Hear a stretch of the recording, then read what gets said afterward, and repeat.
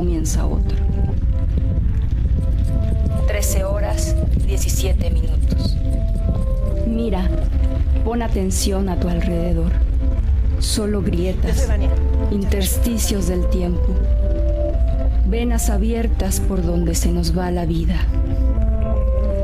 19:09:17. Voz, Cintia Ramírez. Después de unos días, pues nos dimos cuenta de que éramos damnificados. Yo no me asumía como tal hasta que un amigo me dijo que pues las autoridades deberían de atender a los damnificados como ustedes, ¿no? Yo decía, pues ¿yo por qué? O sea, yo no soy damnificado. Yo pensando pues en la emergencia y en la gente que estaba bajo los escombros, ¿no? Cuando se anunció que ya la última persona había sido rescatada y que la emergencia había pasado, nos dimos cuenta que pues nosotros seguíamos viviendo en emergencia. Cuando ya la gente empezó a llevarnos comida, cuando sabíamos que teníamos que hacer guardias y estar ahí pendientes de que se diera una señal para recuperar nuestras pertenencias. Hace 2 días, que fue el 19 de septiembre, igual de una estación de radio se hizo una transmisión desde el multifamiliar. Nos preguntan de los edificios y de los dictámenes y de los damnificados, pero no nos preguntan cómo vivimos las cosas. Y nos preguntaron, pocas veces nos preguntan cómo nos sentimos, por eso yo agradezco mucho que lo hagan aquí, ¿no? Y nos preguntaron en esa ocasión cómo estaba nuestro corazón. Pues les dijimos que roto, ¿no? Así como están los edificios rotos, el corazón está roto también. Que la gente no se olvide que todavía hay damnificados en la Ciudad de México. Por ejemplo, hace poco salió una petición sobre una madre e hija que fueron violadas y asesinadas afuera de su casa. Su casa se cayó en el temblor y eran damnificadas, pero estaban viviendo en el terreno, y fueron 2 feminicidios en una semana. Y de alguna forma estas personas no estaban adentro de su casa y estaban en el riesgo de no tener un techo, ser damnificadas, y les sucede un crimen horrible. Están desprotegidas, no tenían dinero para la reconstrucción, por eso no podían volver a habitar su casa. Y tiene que ver directamente con que no se han atendido correctamente los problemas de los damnificados del temblor. Hola, soy Leticia Flores Meyer y soy la coordinadora de campañas de Change.org. Y bueno, estamos en los multifamiliares de Tlalpan, cerca de Tasqueña. Al parecer hay un mensaje de los medios que decía que ya no estaba haciendo nada aquí, pero como pueden observar todavía se está haciendo labor de rescate, de búsqueda y de rescate de personas que todavía están ahí adentro. Sin embargo, necesitamos materiales, principalmente materiales de ferretería como pinzas de corte, coderas, rodilleras, clavos. Se necesitan baterías de carro porque hay zonas donde no hay luz y no hay acceso. Todos los que tengan la posibilidad de traer material, por favor, háganlo. Se necesita en este momento. Gracias. El 19 de septiembre de 1987, a la 1:14 p.m., un sismo de 7.1 grados en la escala de Richter dañó severamente a la Ciudad de México. Las víctimas fatales fueron alrededor de 380, más de 3.000 estructuras resultaron dañadas, y la cifra de damnificados no sean daños visibles. Las pérdidas humanas y materiales pusieron en duda los reglamentos de construcción, la capacidad gubernamental para prevenir desastres y atender emergencias, entre otros factores. Vamos a dar inicio a la segunda mesa que nos reúne el día de hoy. Esta se llama Testimonios y Ficción, Iniciativas Ciudadanas a Raíz de Desastres. Esta mesa está dividida en 2 partes. Entonces, esta primera parte me acompañan en el presidium Alejandro Bazáñez y Yuntaro Cuniquillo. En la segunda parte de esta misma sesión va a estar la doctora Wendy Phillips con su colectivo 19S. Entonces, primeramente, es un honor para mí presentar a Alejandro Bazáñez Beltrán y Puga, quien es escritor y gestor cultural. Fue titular de Desarrollo Cultural en el Instituto Mexicano del Seguro Social, consejero cultural de la Embajada de México en Japón en 2 ocasiones y jefe de prensa de la Misión Permanente de México ante las Naciones Unidas. Coordinó el libro Los japoneses en Morelos, Testimonios de una amistad, publicado por el Fondo Editorial del Estado de Morelos, así como la edición bilingüe español-japonés del Popol Vuh, publicada por el Fondo de Cultura Económica en 2016. Es fundador del programa de intercambios de estudiantes México-Japón en Onjuku, Chiba, maestro en Ciencias Políticas por New School University de Nueva York, licenciado en Relaciones Internacionales por el Colegio de México. Recibió el primer lugar en Concurso Nacional de Oratoria en japonés en 1994 y es egresado del Liceo Mexicano Japonés. Actualmente también se dedica a promover el uso del papel washi entre artistas, libreros, museos y restauradores mexicanos. Alejandro, es un honor tenerte. Adelante. Muchas gracias, Vania. Y bueno, creímos importante también en este seminario mencionar algunos esfuerzos que se hicieron por parte de la sociedad civil para dar apoyo psicológico y emocional a las víctimas del terremoto. Y bueno, yo les quiero contar una experiencia que a mí me tocó encabezar, que se llama Rescatarte. Rescatarte fue una iniciativa que surgió en realidad a raíz de mi experiencia en el sismo de Japón de marzo de 2011. Pero que yo retomé acá en México en el año pasado para tratar de involucrar al gremio de los artistas en organizar brigadas de rescate emocional en albergues, en centros de acopio, en hospitales y en lugares donde hubiera necesidad de este tipo. Entonces, bueno, brevemente les quisiera hacer pasar algunas diapositivas, no sé si allá atrás me puedan ayudar, y les voy a narrar brevemente cómo fue este esfuerzo y tratándolo de ligar un poco también al tema japonés, ya que no hay que olvidar que hoy la conferencia tiene que ver con Japón. Mencionar que este tipo de servicios de apoyo emocional en Japón también hacen falta, y es una de las cosas que yo, estando allá como agregado cultural, que viví en Japón 10 años, me di cuenta de que no estaba suficientemente atendida. Entonces, bueno, con su permiso me voy a permitir leer. Esta historia comienza el 11 de marzo de 2011, cuando fui testigo presencial del gran terremoto de Tohoku en la ciudad de Tokio, y tuve oportunidad de ver de primera mano las reacciones del pueblo japonés ante el desastre. En ese momento escribí un pequeño testimonio de lo que yo percibí, que fue ampliamente reproducido por la prensa mexicana. Les voy a leer nada más un extracto. Familia, no es por alarmarlos, pero sí estuvo terrible. Los coches brincaban sobre sus propias ruedas. Lo más cercano en mi experiencia a lo que viví hoy, solo lo he visto en películas como Armagedón. Nada más estaba tratando de anticipar dónde se iba a abrir el suelo en dos para evitar caer en la grieta. Corrimos afuera del restaurante y nos quedamos parados en un estacionamiento. Al rato vino el remate y después otro. Para añadir un toque dramático, las bocinas de emergencia sonaban con mensajes diciendo: se aproxima un tsunami de enormes dimensiones a las costas de Japón. Todos los que vivan cerca del mar deben de desalojar de inmediato. Al momento de escribir esto, acababa de caminar 3 horas de regreso a casa y no tenía noticias de un desastre nuclear en Fukushima. Pero pocas semanas después me tocó viajar a la zona afectada en Yori-Isohama. Perdón, voy a manejar yo si gusta las diapositivas. De acuerdo. Esta es la zona de Yori-Isohama. En Ishinomaki, curiosamente, un lugar donde está también el barco San Juan Bautista, en el que vino Hasekura Tsunenaga en 1613, también dañado por el tsunami. Visité esta zona con una organización civil llamada Hope Japan. Uy, perdón, tengo que regresar. Bueno, pues aquí estábamos, ¿no? Curiosamente, nuestro papel era llevar víveres a los damnificados, pero cuando llegamos nos encontramos con que no había realmente escasez de alimentos, sino más bien nos encontramos una bodega con el equivalente a un centro comercial de ropa, agua embotellada, paquetes de comida, juguetes y cosas que no se daban abasto para utilizar. Habían llegado de todas partes del mundo brigadas de apoyo con bienes y recursos materiales, pero esto no quitaba las caras tristes y sin esperanza de la gente.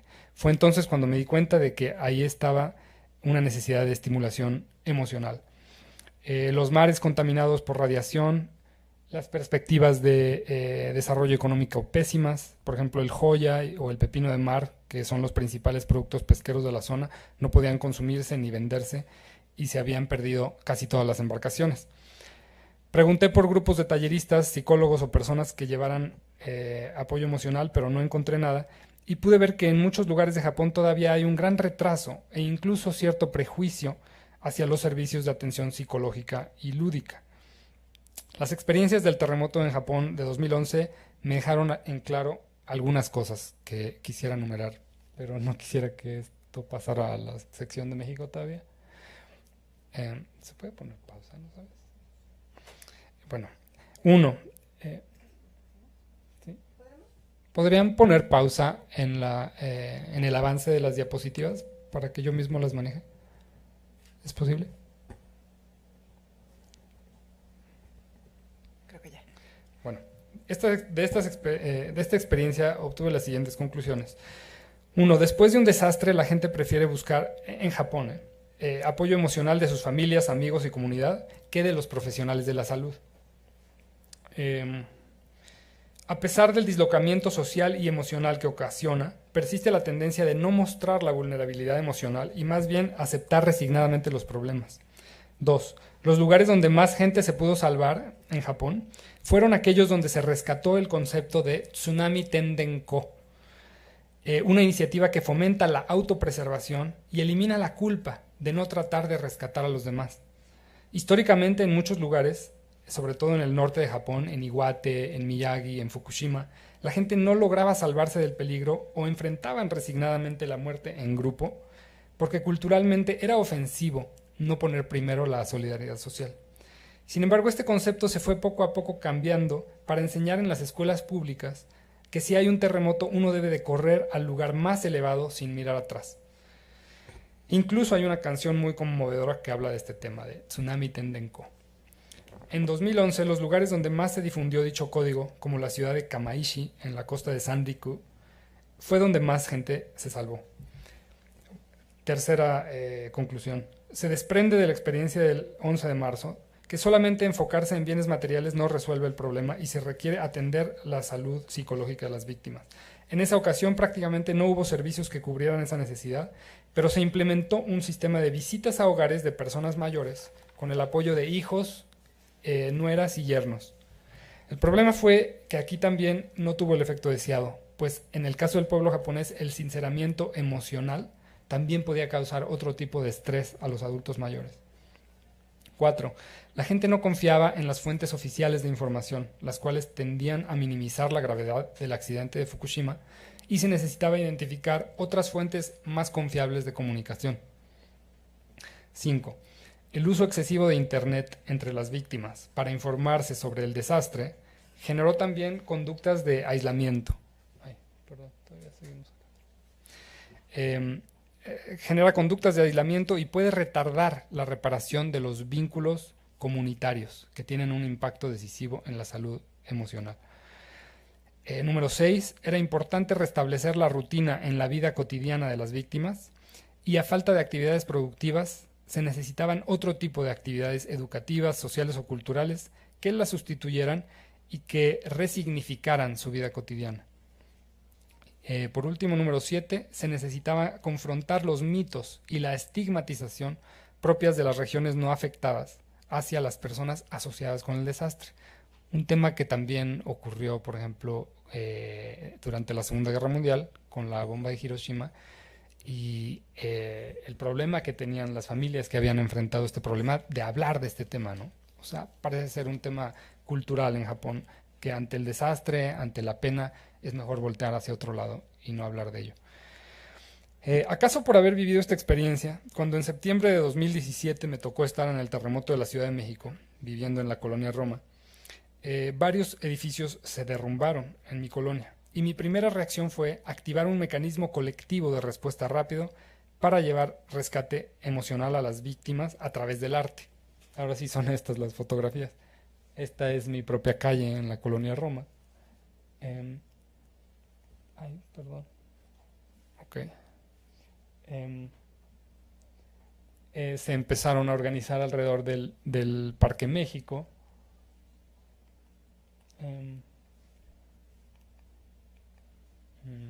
Pues no sé cómo funciona esto, pero bueno. A este esfuerzo lo nombré Rescatarte. Convoqué de inmediato artistas de todo tipo a darse cita en el Parque México. ¿Me podría ayudar con con los acetatos? Ya. Ok. A ver, perdón.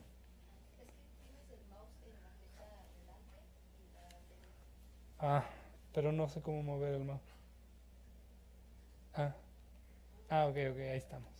Sí, entonces lancé esta convocatoria, así hecha con la mano en la noche del terremoto, para convocar a la gente ahí, sin saber realmente cómo iba a caer todo esto. Es más, tenía yo mucha duda de si no era un poco una falta de respeto, ¿no? De empezar a organizar como cuestiones culturales, artísticas, músicas, y la gente estaba tan triste. Es que no hay manera de pausarlo, ¿verdad? A ver.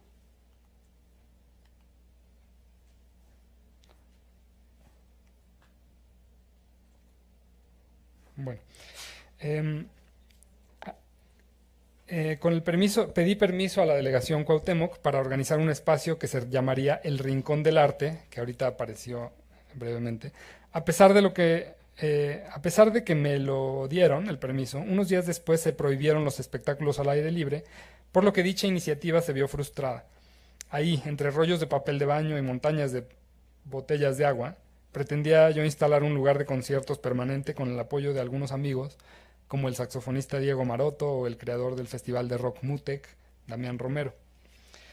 No obstante, continuamos con las gestiones y encontramos la manera de compartir un lugar en la carpa del Consejo Ciudadano de la Ciudad de México que preside Luis Wertmann. Creo que ya no sirve. El cual se instaló a un costado de la Fuente de las Cibeles, en la colonia Roma. Ahí comenzamos con un programa de actividades culturales para los vecinos, en paralelo al servicio que ellos daban de apoyo psicológico. Nos ayudó la asociación civil Red Viral, encabezada por la doctora Eunice Rendón, e inmediatamente mandamos a hacer mantas y a enviar invitaciones por redes sociales anunciando este servicio.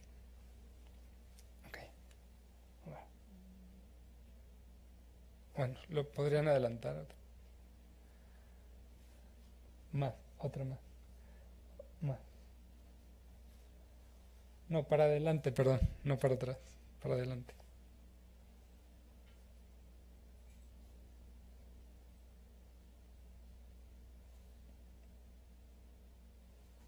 Esta fue la convocatoria. Como ven, estamos con Red Viral y Rescatarte, todo, o sea, el logotipo, todo lo implementamos en 3 días. La relación con el consejo no fue fácil, porque sin decir nada arrancaron las lonas y trataron de minimizar nuestra presencia ahí, aun cuando habíamos puesto su logotipo y le dábamos actividad a la carpa con nuestra programación de grupos artísticos.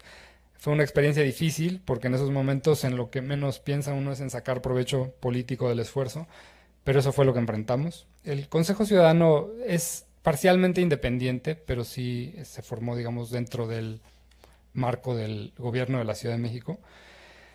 Y en general, vaya, yo tengo muy buena opinión del Consejo. Es a donde uno puede reportar si tiene algún problema o algún crimen, etcétera.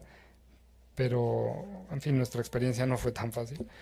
Al mismo tiempo buscamos hacer una alianza con Uber para dar transporte gratuito a los artistas a los centros de acopio, albergues y hospitales donde estaban los damnificados, pero esta alianza no se logró y solo pudimos disfrutar del servicio gratuito durante la semana posterior al temblor. Implementamos un sistema de citas por internet utilizando una plataforma llamada Setmore para hacer el match entre solicitantes y oferentes, el cual funcionó de maravilla. Y casi de manera automática comenzaron los grupos a llegar a los lugares más necesitados. La siguiente, por favor. Especialmente con público infantil. Ok, ahí estamos. Esa es la carpa que teníamos en la Fuente de las Cibeles. Algunos de los grupos que más nos apoyaron fueron los siguientes. Si quiere, pásela a la siguiente. La siguiente. David Greenberg, Cuentos en Emergencia. Si quiere, aquí pase una tras otra. Compañía de Danza Contemporánea Caná. Mitzi Leilani, Germán Pacheco, Ismael Rojas y Sebastián Caballero, con una presentación de teatro que se llama Bastiana y Bastión. A ver, adelante. Hay un video que les quisiera mostrar muy breve. Uy, creo que estas se colaron. Ay, no. Volvimos a Japón.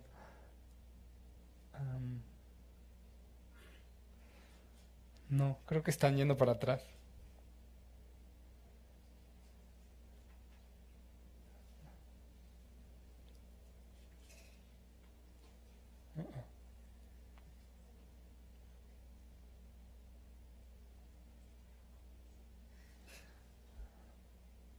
¿Podría seguir adelantándolo?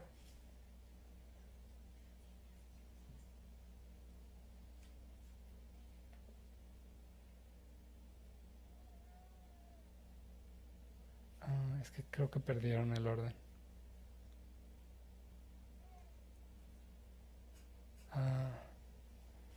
No, posiblemente entonces no está. Bueno, pues ni modo. Bastiana y Bastión, una obra de teatro. Alfredo Torres, Danzas y Cantos de México. Javier Manzano, Danza Folclórica. Melanie Steyman, Juegos para Niños. Las hermanas Tamar, Sara, Mili y Karen Cohen, con cuentos infantiles. Un grupo que se llama Vibra Mucha, un grupo de reggae, de Pollock Mucha. Ilse Hernández Silva, Escuelas de Danzas Polinesias. Adela Najmas, En Cuentos Te Encuentro. Iliana Wolf, Cuentacuentos. Stephanie Porras, Cuentacuentos. Sofía Namad, Cuentacuentos. César Robin, cantautor. El trío de guitarra de Omar Olvera, Joana Domínguez y Hugo Morales. Michelle Aguilera, Carla Mota, etc. Lo que se puede extraer como conclusiones de esta experiencia son las siguientes. Es muy importante actuar rápido. La iniciativa desató una respuesta muy importante porque fue temprana y porque nadie más estaba haciendo lo mismo. Recibimos más de 400 correos por parte de solistas y agrupaciones que solicitaban ofrecer conciertos, presentaciones y talleres de manera gratuita. Establecimos alianza de forma espontánea con personas clave como el Consejo Ciudadano o con Nicole Figueroa, jefa de producción del Laboratorio de Iniciativas Culturales de la UNAM, de la Coordinación de Difusión Cultural, quien amablemente nos estuvo actualizando la base de datos de albergues y directores responsables de cada lugar a fin de coordinar a qué horas se presentaban los grupos y que el público estuviera listo para recibirlos. 3. Algunos grupos llegaron atraídos por la actividad artística que se desarrollaba casi de manera espontánea y esto generó una actitud muy cálida, una reacción muy cálida de la gente. Fue el caso de un grupo de mariachis, por ejemplo, o de un personaje vestido de Batman que llegó causando sensación entre la gente ahí en el centro de acopio de la Fuente de las Cibeles. El ánimo positivo que generaba la presencia de grupos artísticos en ningún momento fue interpretado como una falta de respeto hacia los damnificados o algo que se saliera de contexto, a pesar de que sí había sido una preocupación original de los organizadores. Por el contrario, la animación ayudó a hacer los trabajos de rescate más amenos, despertando la cooperación social. Y 5. Se desprende de esto que sería importante contar con sistemas de respuesta rápida para atender las crisis psicológicas en casos de desastre, así como organizar de manera preventiva brigadas de artistas listos para dar atención especial a damnificados en zonas marginadas. Lamentablemente, después de este evento, Rescatarte no se organizó como una asociación civil preparada con un mecanismo listo para atender este tipo de demanda, pero sin duda sería una gran contribución que creemos que debería de existir en la Ciudad de México. Y bueno, Juntaro Kunikio, aquí a mi lado, también estuvo participando en las labores de rescate y de hecho estuvimos coordinados con Rescatarte para tratar de identificar lugares donde se necesitaba este tipo de apoyo. Y aquí termina mi presentación. Muchísimas gracias.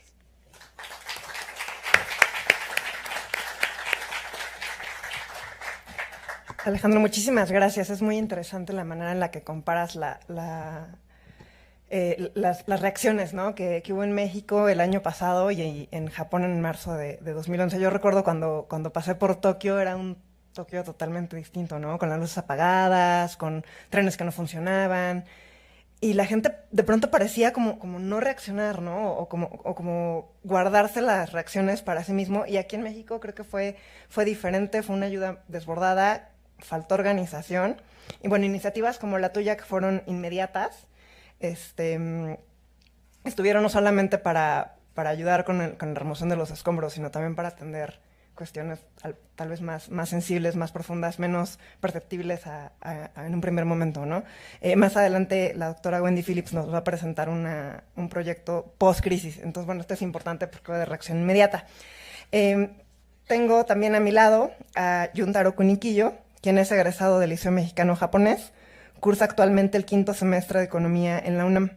Es intérprete traductor de japonés con estudios de perfeccionamiento del idioma en los programas de intercambio de JICA y de Onjuku, Japón. Tras el sismo del 19 de septiembre, fue uno de los intérpretes que colaboró con el equipo de brigadistas japoneses para ayudar en las labores de rescate. Yuntaro, bienvenido, muchas gracias, adelante. Muchas gracias. Muy buenos días. Muchas gracias. Bueno, como lo mencionaron, tuve la oportunidad de colaborar en la coordinación de traducción para uno de los rescatistas japoneses especializadas en estructuras colapsadas. Y bueno, quisiera contarles desde un punto de vista diferente, ya que fue una grata experiencia que nos hizo ver la gran influencia y el impacto tan grande que nos dejó a todos nosotros por su calidad humana, su profesionalismo y su solidaridad con nuestros hermanos mexicanos.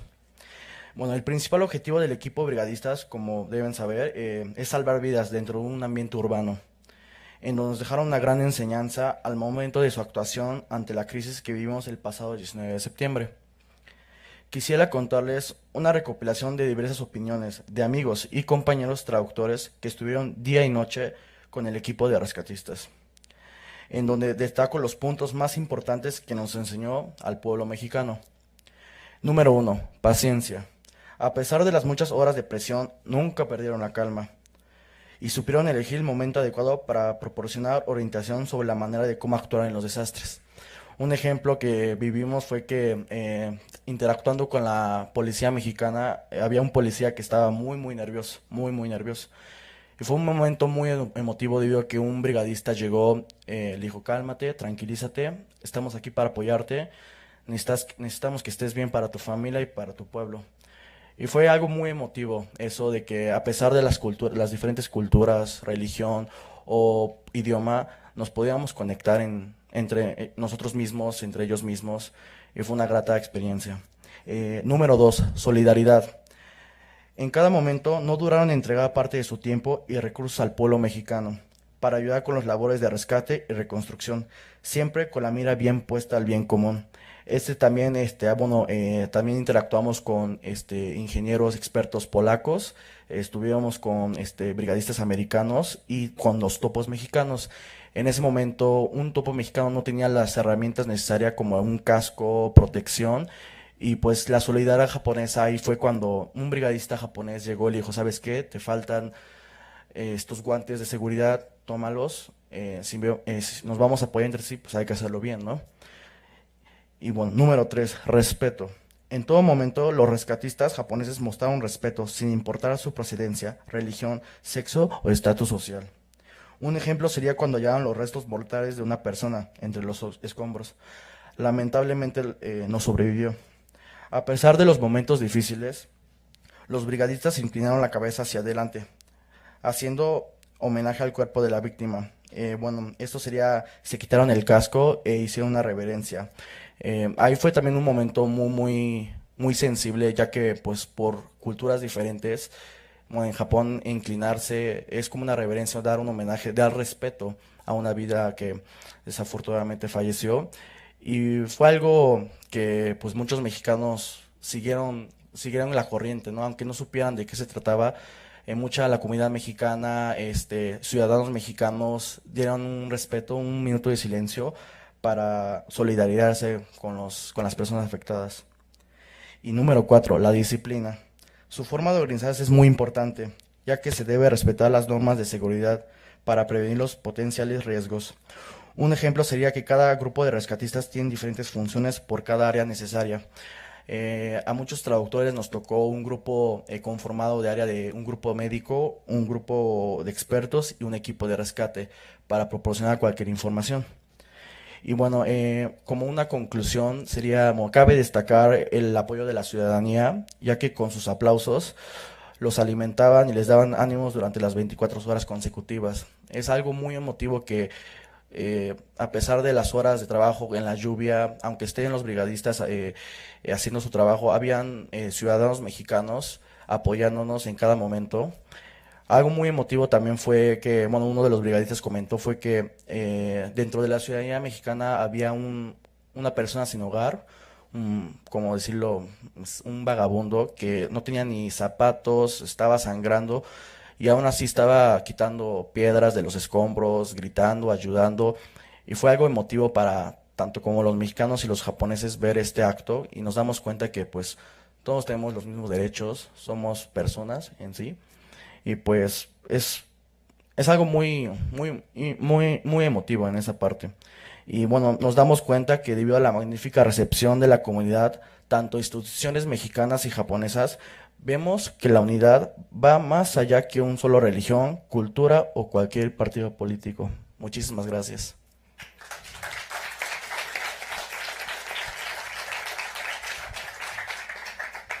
Muchas gracias, Juntaro. Recuerdo cuando la misión venía apenas en el avión, hubo una gran cantidad de información. Aquí en vez de falta de información, creo que hubo sobreinformación. Todo el mundo decía, es que se necesitan intérpretes y empezó a suceder algo muy raro en redes sociales. Y la embajada lo que hizo fue cerrar información, decir, no sabemos nada, no hay nada.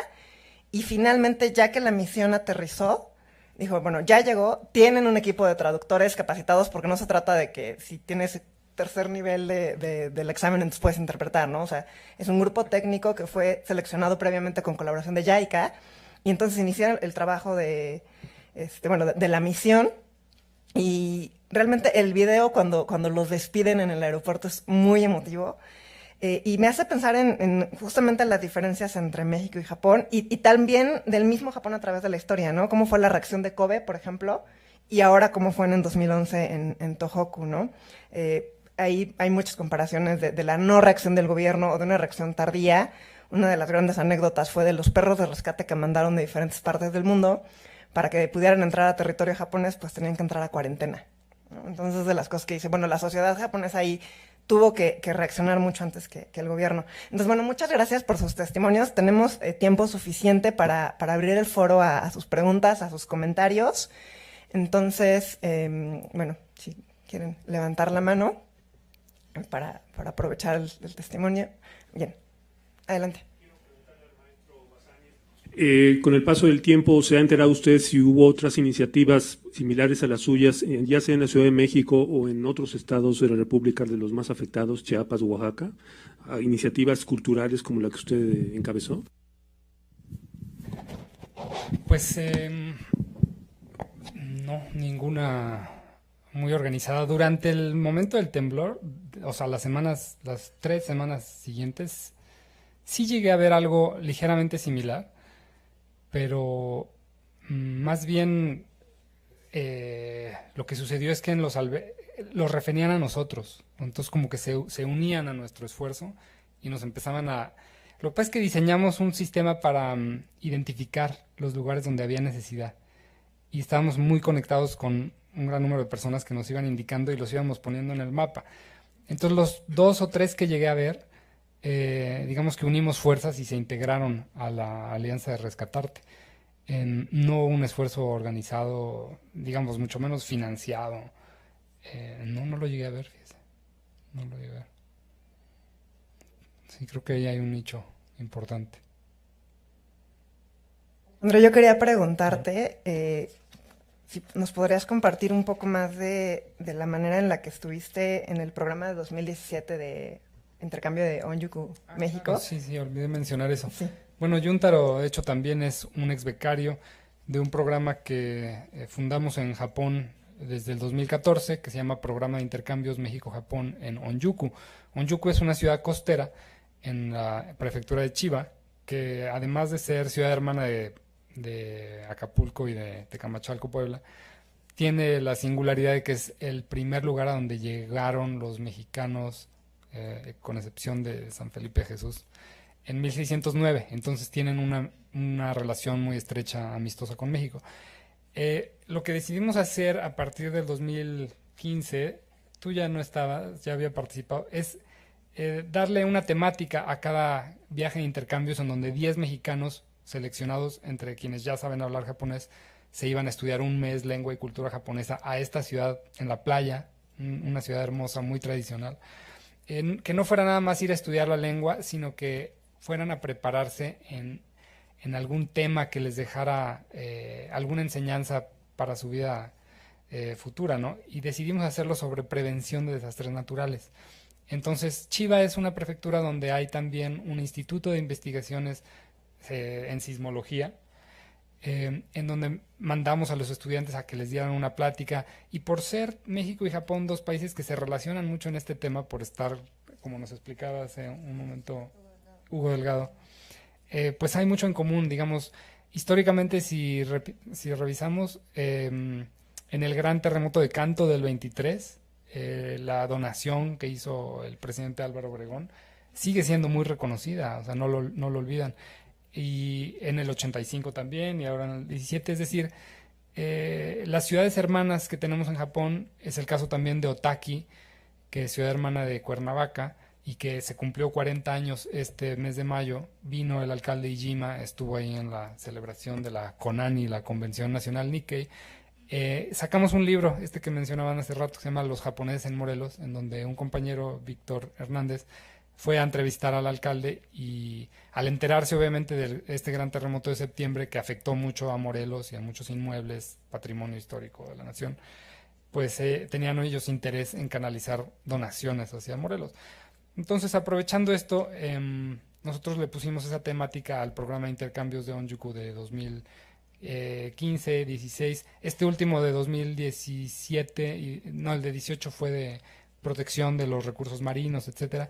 Pero vemos que ahí hay mucha tela de donde cortar, porque siendo un tema que le interesa a Japón, creemos que hay que aprovechar más las relaciones de hermandad, Onjuku siendo una de ellas, para vincular a especialistas y si es posible en este tema de terremotos, conocer las instalaciones que tienen el Centro de Investigación en Sismología, etcétera, para intercambiar especialistas. Yo estando allá en la embajada pues más de 7 años, pues no tuve noticia y no hicimos, digamos, no había sucedido lo del año pasado, ¿verdad? Yo creo que ahora hay una nueva motivación, pero un intercambio más permanente entre expertos en desastres naturales sería muy importante fomentar. Sí. Muchas gracias. ¿Hay alguna otra pregunta?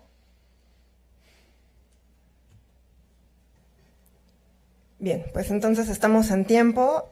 Vamos a pasar al final de esta mesa, que es la entrega de constancias. Les voy a leer lo que dice. Universidad Nacional Autónoma de México, Programa Universitario de Estudios sobre Asia y África, otorgan la presente constancia a Alejandro Basáñez Beltrán y Puga por su participación como ponente en la actividad conmemorativa del 19 de septiembre, Prevención y Reconstrucción frente a los Desastres Naturales, Japón y México, que se llevó a cabo en el Instituto de Investigaciones Económicas el 21 de agosto de 2018. Por mi raza hablará el espíritu, Ciudad de México, agosto 21 de 2018, doctora Alicia Girón, coordinadora del PUEA. Alejandro, muchas gracias.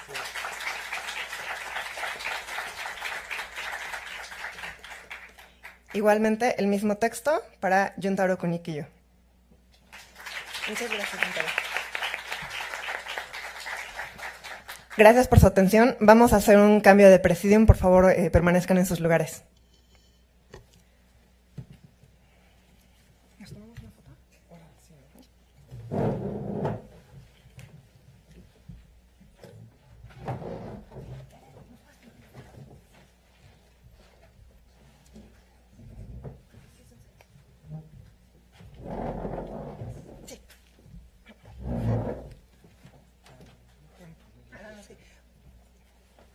¿Podrían poner el cartel en pantalla, por favor?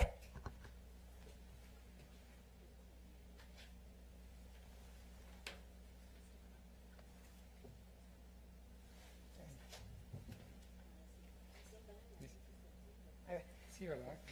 ¿Y nos apoyan apagando las luces del presidium?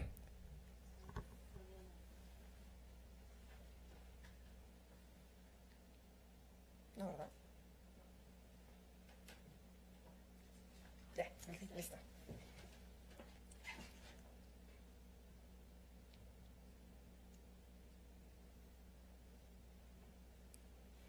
Perfecto. Gracias. Ay, con la de Alejandro ahora.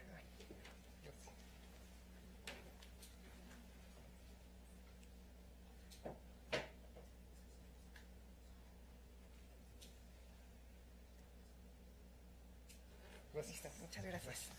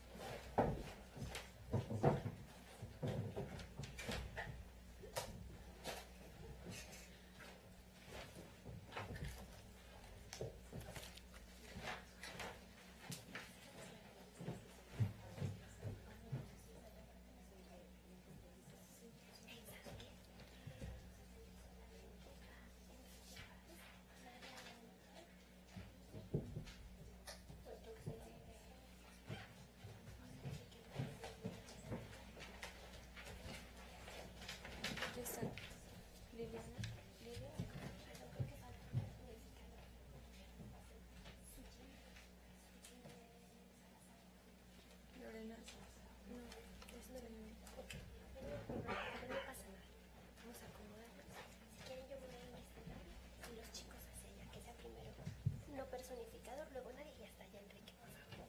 Es que no es Lidia.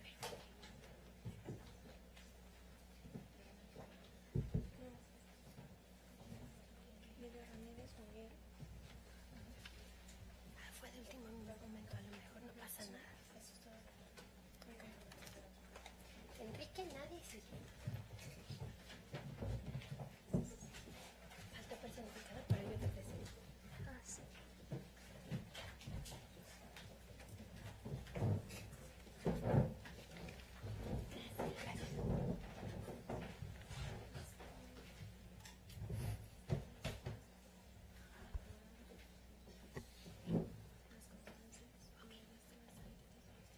Ok, perfecto, muchas gracias. Entonces, podemos empezar.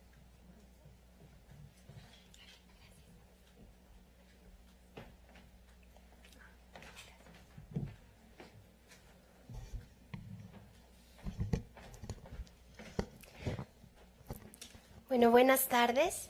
Muchísimas gracias por su presencia. Estamos enormemente agradecidos con el PUEA, primero por la realización de este tipo de eventos que reúnen de manera transversal conocimiento sobre distintas áreas geográficas, pero también sobre temas específicos, en este caso la prevención y la prevención ante desastres, ante fenómenos naturales que se pueden convertir en desastres, como aprendimos durante nuestra primera mesa. Antes de comenzar con la mesa de lleno, me gustaría a mí dar un poco de la historia de este proyecto.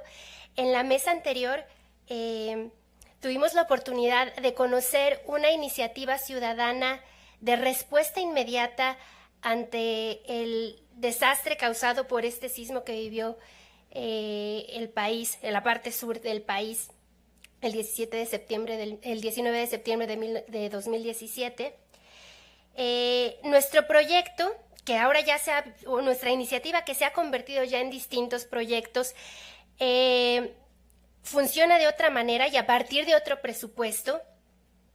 Justamente durante una clase sobre cuentística y la forma en que las historias viajan de un lugar a otro, en la Facultad de Filosofía y Letra, con los alumnos de Lengua y Literaturas Hispánicas que están aquí presentes, pues justamente durante el semestre nos tocó el temblor y a los pocos días, muy pocos días después de este evento, pues nos reunimos para tomar clase y nos dimos cuenta que estábamos totalmente en un estado de shock, que queríamos hacer algo al respecto porque la ciudad estaba en caos, la facultad misma estaba en caos, todo el mundo procuraba hacer cosas. Entonces consideramos que teníamos que ponernos a pensar cómo podíamos actuar de manera efectiva. En aquel momento la UNAM había organizado el apoyo que podía otorgar de acuerdo con 10 o 12 labores específicas. Entonces dijimos, ok, vamos a ver cómo podemos incorporarnos a esas labores. Algunas de esas eran, ¿podemos dar apoyo legal? Pues no, nosotros somos de letras, no damos apoyo legal.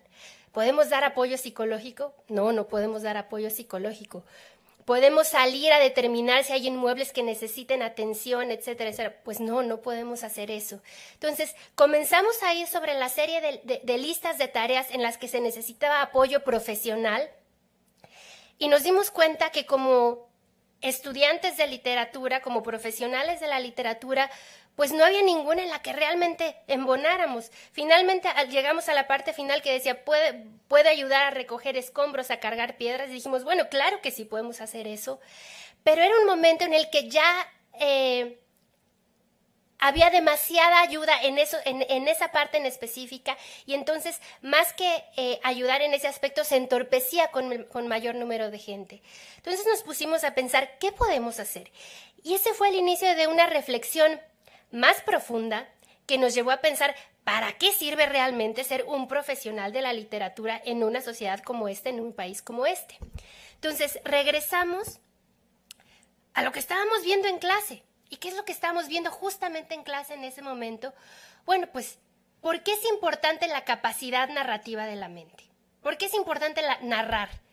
Entonces, estábamos estudiando que narrar es importante porque es una de las formas más básicas pero eficientes de darle sentido al mundo. Y cuando digo narrar no me refiero a que cada uno sea Borges y cree grandes historias, etcétera. Con narrar me refiero a la actividad que hacemos todos los días cuando nos preguntamos uno al otro, ¿cómo estuvo tu día? ¿Cómo te fue hoy?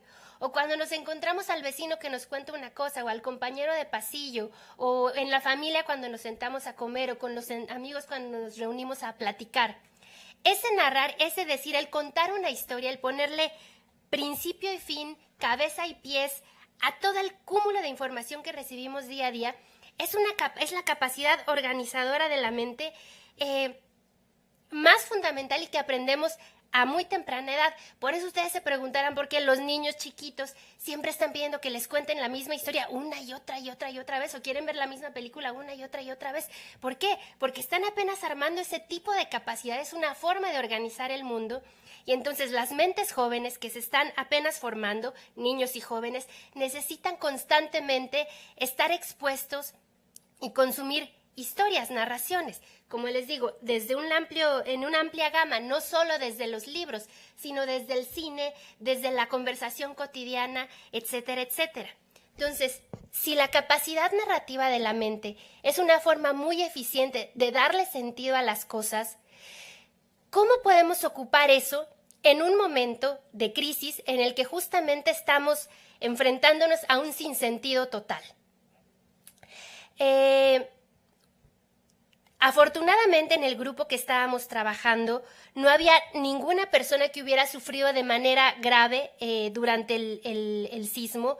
Nadie perdió sus casas, nadie perdió familiares, ninguna salud o ninguna integridad resultó afectada. Y sin embargo, había pequeñas fracturas o grandes fisuras que estaban allí. Porque si no nos había pasado nada, ¿por qué de todas formas teníamos miedo? ¿Por qué si no nos había pasado nada nos sentíamos de alguna forma culpables por no estar haciendo alguna cosa en específico? Entonces, nos dimos cuenta que iba a ser necesario un programa o alguna actividad posterior, no de reacción inmediata, sino como lo vimos en nuestra primera mesa, de superación de estos eventos, pero que funcionara a mediano y largo plazo. Así surgió esta iniciativa, la literatura, una herramienta para la autorreconstrucción, porque todos sabemos que una vez que suena otra vez la alarma sísmica, esa fisura que se quedó allá dentro de cada uno de nosotros, donde teníamos una normalidad establecida, pues se vuelve a abrir y volvemos a tener miedo de qué es lo que va a pasar. De pronto, toda nuestra vida que estaba más o menos construida, pues se vuelve a caer en pedacitos. Entonces es otro tipo de reconstrucción. Si ya hablamos de reconstrucción externa durante nuestra primera mesa, yo creo que en esta mesa estamos hablando de reconstrucción interna, inmediata, por ejemplo, en el caso de la iniciativa de Alejandro, y aplazada o en distintos momentos con esta iniciativa que les queremos presentar. Entonces, dentro de este grupo de clases de estudiantes de literatura, organizamos un proyecto en el cual Sujin Salazar nos va a platicar un poco cómo fue que nos acomodamos para producir algo que se ha ido convirtiendo en cosas distintas, y ese va a ser la narrativa que va a tener esta mesa, de irnos contando como del salón de clases, de una desesperación o de una inquietud interna, surgieron varias acciones que se han ido organizando. Sujin, por favor. Buenos días. Pues en cuanto a la metodología, justamente surgió, como decía la doctora, de darnos cuenta que si bien no habíamos sido afectados, además de que todos teníamos ese temor, todos teníamos algo que contar, ¿no? De alguna manera específica, y de ahí también surgió la idea de dar cierta libertad al modelo narrativo, en el que no nos restringiéramos únicamente a hacer una crónica del temblor, sino a dar rienda suelta si queríamos hacer algo más ficcional, algo más realista. Y justamente consistió en dividir el proyecto en varias etapas y hacer varios equipos para darle creación a toda la antología que logramos al final. Y pues, antes de todo, debimos llegar a ciertos acuerdos, principalmente a qué público queríamos dirigirnos, si los textos iban a estar, en este caso, como lo hicimos, ilustrados o no, la extensión aproximada, justamente también por el formato que se le tiene que dar a la antología, el hilo conductor del proyecto y de la narrativa. Y en el trabajo pues se dividió principalmente en 3 equipos: el equipo de edición, el equipo de dibujantes y el equipo de difusión. Personalmente yo estuve en el equipo de edición con otros compañeros, y dentro también había subdivisiones como la corrección de estilo, la disposición formal del texto, el formato, la adecuación, tal cual, el trabajo que teníamos que realizar muy minucioso del contenido, porque también había que darle cierta coherencia a los textos. Igual nosotros al inicio pensamos justamente que no queríamos restringirnos al estar yendo únicamente a un solo público, como podría ser el público infantil o los adultos, sino que queríamos justamente que al contar las historias cualquiera pudiera identificarse. Pues en el equipo de dibujantes también nos encontramos con algunas cuestiones. Por ejemplo, que pues principalmente necesitábamos de los textos finalizados para que ellos pudieran analizarlos, comprenderlos, internalizarlos, para después dar la imagen pictórica y realizar el dibujo. Y también tomar en cuenta que esa ilustración podía ayudar o dirigir o llevar el texto hacia cierto lado, ¿no? O sea, porque pues siempre algo que vemos, por ejemplo, en la narrativa infantil, es que las ilustraciones ayudan a veces por ejemplo, a los niños a comprenderlo de una mejor manera, pero también en el caso de los adultos puede darte cierta lectura. Y en el equipo de difusión también pues se acordó cuál era la mejor idea para distribuirlo. En este caso decidimos hacerlo, sí, el libro en físico, pero acordamos que para darle una mayor capacidad de distribución era mejor digitalizarlo, y también nos encontramos con la problemática del copyright, de si íbamos a hacerla o no, justamente porque esto es un proceso más tardado, y como queríamos que llegara de manera pronta a la comunidad, pues teníamos que decidir si lo íbamos a colgar así en línea o no, y pues decidimos hacerlo de esa manera. O sea que nosotros, fuera del punto de tener cierta retribución o nombramiento por hacer el trabajo, pues lo que nos importaba justamente era acercar a la comunidad a este tipo de iniciativas en las que ellos pudieran afrontar de cierta manera el suceso. Y pues primordialmente, también como dijo la profesora, fue también como para nosotros proyectar o sentirnos como, sí, útiles, pero también nos llevó a un trabajo de introspección, ¿no? De checar para qué es o cuál es el papel no solo de las humanidades, sino de nosotros, justamente por qué estamos haciendo esto, enfrentarnos también al amplio trabajo del campo editorial, todo lo que conlleva desde costos, dedicación, todo el formato, la impresión, y que son cosas que al final nosotros también tenemos que enfrentar, porque es algo que vamos probablemente a desempeñar en algún momento de nuestra carrera profesional. Y bueno, justamente aquí Suji nos explica cómo fue el proyecto. Quizá pueda pedir si nos ponen la presentación que se llama Memoria 19S y la dejen correr mientras siguen las participaciones. A continuación, Nadia nos va a platicar por qué para esta iniciativa era muy importante la cuestión de la memoria, por qué es importante dejar una memoria colectiva de este tipo de eventos. Buenos días. Como lo hemos estado viendo a lo largo de las mesas, pues hemos visto que justamente el regresar al pasado y retomar esos sucesos que han acontecido a México y a Japón y a otras ciudades, pues justamente están en este proceso del hombre, ¿no? O sea, de los humanos, como decía mi compañera, de hacer una introspección con nosotros mismos. Esto lo menciono porque es importante la memoria para no solo la creación, sino la memoria en nuestra vida cotidiana, en el hecho de que si formamos parte de una sociedad y esta sociedad está envuelta en su ámbito, en su desarrollo, pues es preciso estar al pendiente de qué pasa en este tipo de situaciones en las que de un momento a otro todo cambia. Nosotros nos vimos muy... O sea, en el momento en el que estábamos en clase no pensábamos que tuviéramos algo que decir.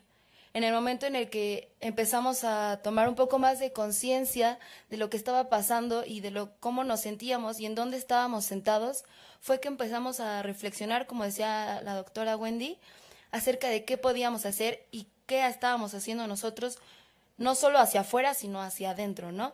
Entonces, nosotros ubicamos 2 procesos de memoria, no solo, como mencioné, no solo en el proceso creativo, porque durante este proceso justo el recordar cómo nos sentíamos en ese momento o cómo vivimos esas situaciones nos refresca la memoria, ¿no? Nos dice, claro, yo sentí esto, claro, yo pensé aquello, yo no pude hacer esto, yo no pude moverme porque me sentía en shock.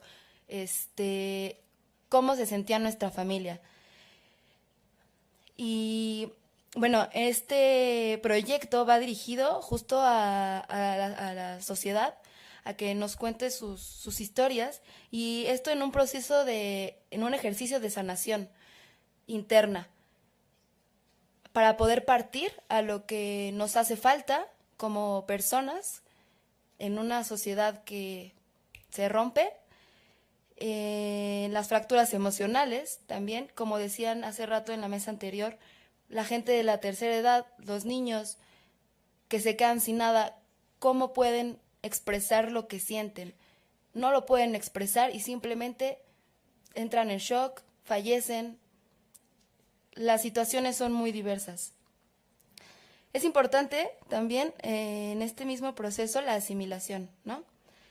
Recordar que la conmemoración no es un motivo de fiesta, no es alegrarse porque sobrevivimos, o tal vez sí también, sino también crear la conciencia, ¿no? ¿Qué hay en nuestra comunidad cercana? ¿Qué proyectos podemos emprender?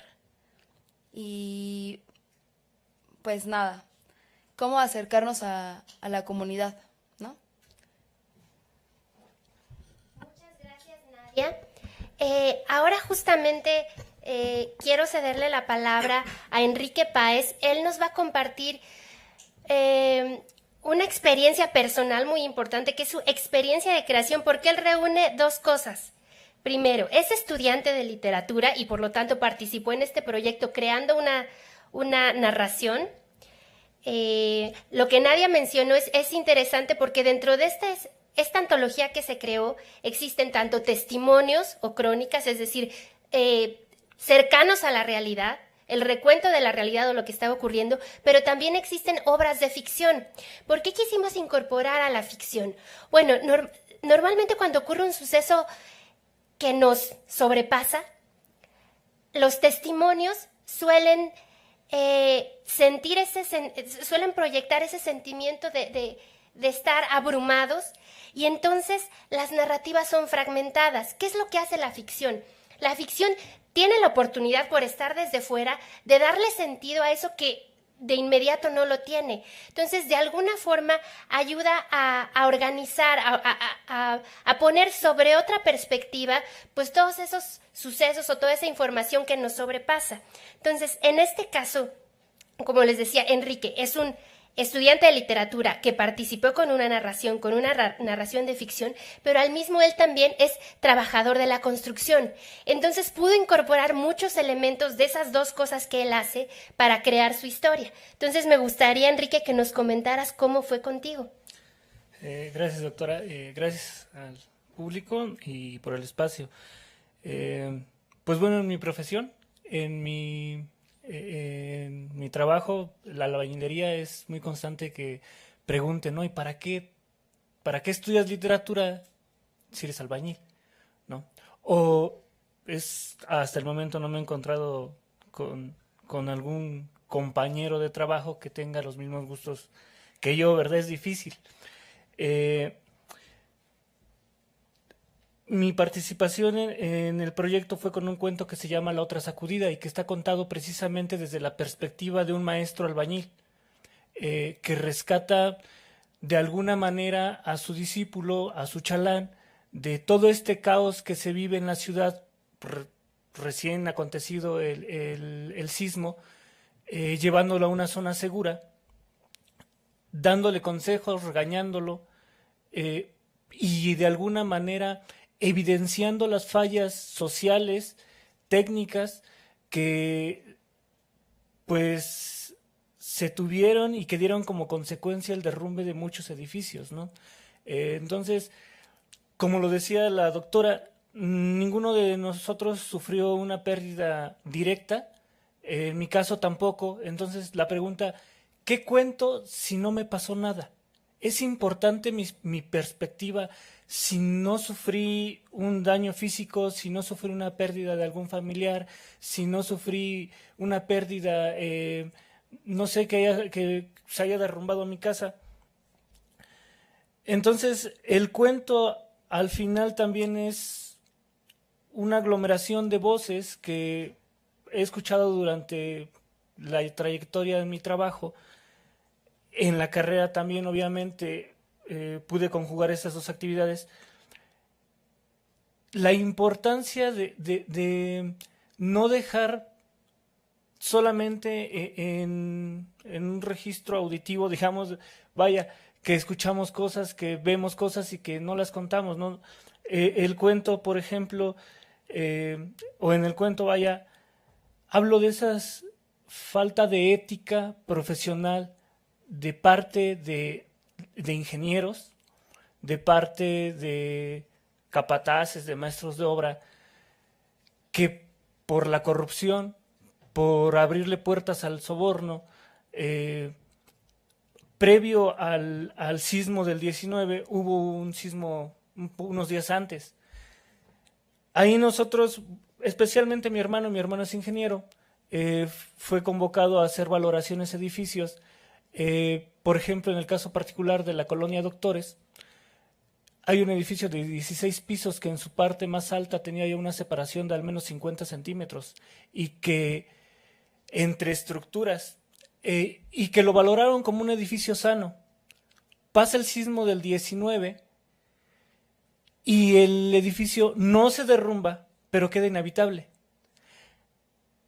Es más, este sábado que acaba de pasar, todavía fuimos a ayudarle a gente que tenía sus cosas intactas en los departamentos, o porque no tenía tiempo, o porque no tenía los recursos, o porque le daba miedo ingresar sola al inmueble, y tenía los departamentos completos, todas sus cosas, y ya el gobierno, ya las constructoras les exigían desocupar. Es triste llegar a estos lugares. Nosotros por nuestro trabajo tuvimos acceso y hemos tenido la oportunidad de estar en muchos puntos viendo diferentes daños. Por ejemplo, otro caso se me ocurre en Ixtapalapa, a días y a meses todavía del sismo, la gente robaba pipas, así literalmente secuestraba pipas porque no había suministro de agua. Las calles estaban pues casi intransitables. Era una cuestión de caos. ¿Y cómo conjugar todas estas voces, todo este caos en un texto, o cómo referirlo, cómo contarlo. Entonces, obviamente sabemos que pues no todos somos hábiles en las cuestiones narrativas. Para eso se hizo este grupo, para también brindar una ayuda a esas personas que quieren contar sus historias, que quieren contar lo que les pasó y que no saben cómo. Pero a fin de cuentas, el cuento, cuando lo pensé, bueno, fue reunir todas estas voces. Una voz, por ejemplo, de el personaje principal, que es Florencio, el maestro de obra. Realmente ya murió el señor, pero fue maestro de mi hermano, fue maestro mío, y que tenía una ética muy simple, pero muy efectiva. Si lo voy a hacer, lo voy a hacer bien, y si no, no lo hago. Lo decía así.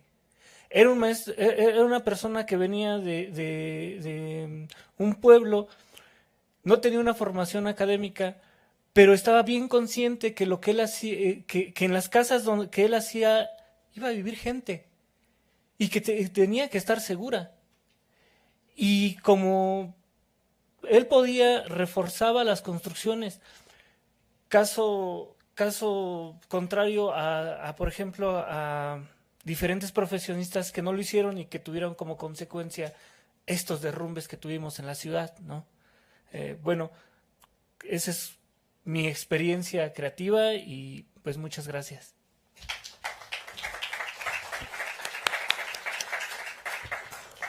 Pues vamos a hacer un pequeño cambio de mesa para continuar con las diferentes experiencias de otros compañeros. Mientras tanto, mientras hacemos este cambio de mesa, quiero retomar algo que mencionó Enrique, esta cuestión de la habilidad para narrar. Porque cuando decíamos, pues para narrar no necesitamos ser Borges, lo que contamos sobre nuestra vida es ya una narración. Sin embargo, cuando los muchachos llegan a la carrera de letras, yo les pregunto, muchachos, ¿por qué están aquí? Normalmente responden porque nos gusta leer. Luego les pregunto, ¿por qué les gusta leer? Y entonces es cuando vienen las caras con signo de interrogación muy grande. Después de un ratito les digo, pues muchachos, a lo mejor les gusta leer porque son buenos para leer. ¿Y qué significa ser bueno para leer? Bueno para leer significa que yo leo algo y le encuentro un sentido. Eso es lo que pasa con mucha frecuencia cuando ya las generaciones, las sociedades dejan de tener el gusto por la lectura. Cuando leen no le encuentran sentido. ¿Por qué no encuentran sentido? Porque esa capacidad narrativa de la mente no ha sido trabajada, no ha sido ejercida, no ha sido alimentada. Entonces, parte de esta iniciativa era justamente nutrir y sacar adelante este tipo de afinidades, de procesos mentales particulares que primero inició en este grupo y después se reflejó en siguientes facetas del proyecto. Entonces, a continuación, para que se den un poco una idea qué tipo de textos son los que forman esta antología, Lorena nos va a compartir justamente el suyo. Bueno, buenas tardes, muchas gracias por el espacio. Y antes de compartirles el texto, me gustaría explicar un poco el proceso final que llevó el proyecto. Tras todas las ediciones y mandar las imágenes, tuvimos que hacer un formato completo en el cual se juntaran todas las historias que habíamos hecho. Este es una improvisación del texto final. Es muy pequeña, pero lo más importante es cómo lo fuimos distribuyendo. Pasamos desde historias que son completamente íntimas,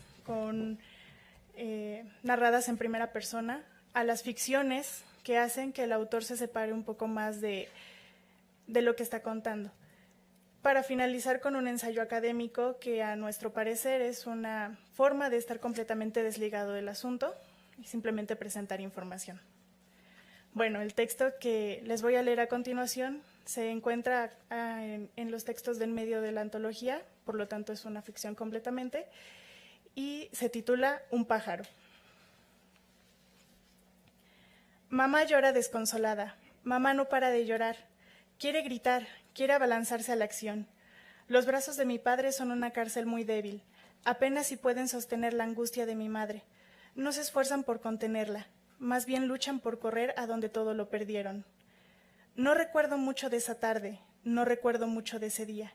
Solo sé que mamá me despertó como siempre, me vestí y preparé para salir a la escuela. Mi papá me llevó en el carro como siempre, nos despedimos frente al colegio y crucé la puerta presuroso. Saludé a mis maestros, saludé a mis amigos, entré al salón y me senté en mi banca, en mi sitio, pensando que mamá ya estaría haciendo las compras para la semana, que papá seguro ya estaría peleando con el pesado tránsito que siempre se interpone entre él y sus compromisos.